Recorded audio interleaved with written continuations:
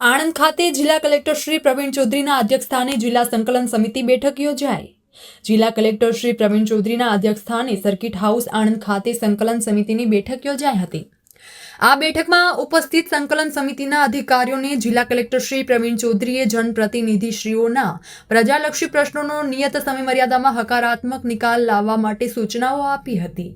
આ ઉપરાંત જનપ્રતિનિધિશ્રીઓ દ્વારા પ્રજાલક્ષી પ્રશ્નો માટે કરેલ રજૂઆતોનો પણ તુરંત જ પ્રતિસાદ આપવા પણ જિલ્લા કલેક્ટરશ્રીએ અમલીકરણ અધિકારીઓને જણાવ્યું હતું। કલેક્ટરશ્રીએ આણંદ જિલ્લાવાસીઓની પ્રાથમિક સુવિધાના પ્રશ્નોનું સત્વરે નિરાકરણ લાવવા સરકારી જમીન ઉપરના દબાણો માપણી મુજબ જે દબાણો નક્કી થતા હોય તેને તાકીદે દૂર કરવા જણાવ્યું હતું। આ ઉપરાંત રોડ રસ્તાના મંજૂર થયેલા કામો વહેલી તકે શરૂ કરી સમયમર્યાદામાં કામ પૂર્ણ કરવા પણ તેમણે અધિકારીઓને સૂચનાઓ આપી હતી।